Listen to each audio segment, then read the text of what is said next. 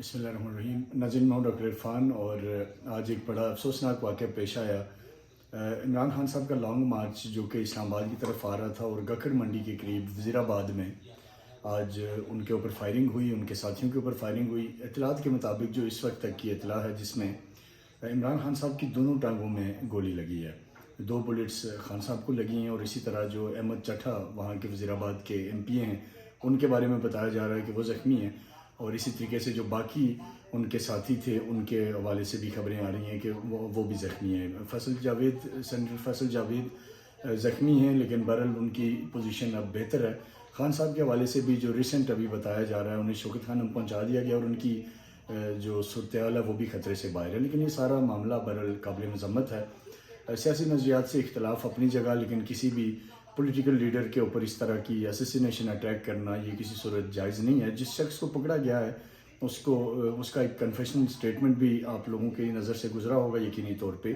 اور اس میں وہ کہہ رہا ہے کہ جب سے خان صاحب نے لانگ مارچ شروع کیا تو تب سے وہ ان کو ٹارگٹ کرنا چاہتا تھا، اور پھر ساتھ ہی اس میں وہ یہ کہہ رہا ہے کہ اذان ہو رہی تھی اور اس وقت میوزک بج رہا تھا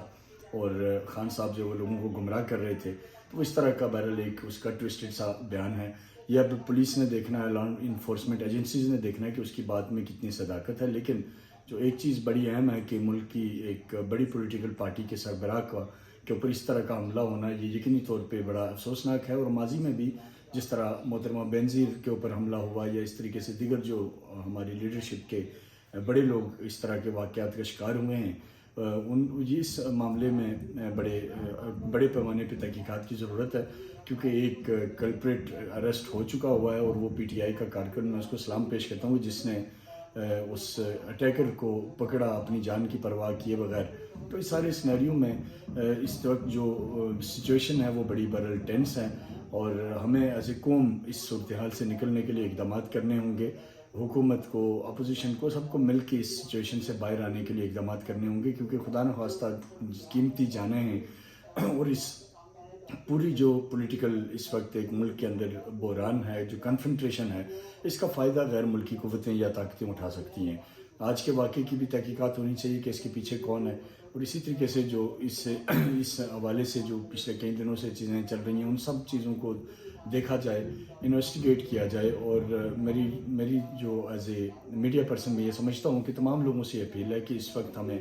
کول ڈاؤن رہنے کی ضرورت ہے اور سچویشن کو بڑھکایا نہ جائے، اپنے ہی ملک میں کوئی جلاؤ گراؤ یا توڑ پھوڑ نہ کی جائے، کیونکہ ہمیشہ اس طرح کی جو سچویشن ہوتی ہے اس کا بینیفیشری ملک سے باہر بیٹھی جو قوتیں ہیں وہ ہوتی ہیں۔ تو ہم نے اپنے ملک کے حوالے سے کوئی اس طرح کے اقدامات نہیں کرنے خدا نخواستہ جس سے ہم اپنے ملک کو مزید مشکلات کی طرف لے کے جائیں۔ یہ جو واقع ہوا ہے اس کے اوپر آج تمام طبقہ فکر کے لوگ اس کی مذمت کر رہے ہیں، اور اس کے اوپر انویسٹیگیشن ہونی چاہیے، یہ سب کا مطالبہ ہے، اور اس کے جو مجرم ہیں ان کو ہر صورت کٹہرے میں لایا جائے جنہوں نے قیمتی جانوں سے کھیلنے کی کوشش کی اور جنہوں نے اس طرح کے اقدامات کیے۔ تو بہرحال اس کے اوپر آپ ہمارے ساتھ رابطے میں رہیں گے، ہم اپنے ویڈیوز کے ذریعے آپ کو ساری صورتحال سے اپڈیٹ رکھیں گے کہ یہ کیا ہوا معاملہ اور اس کے پیچھے حقائق کیا تھے۔ ہمارے ساتھ رہے گا۔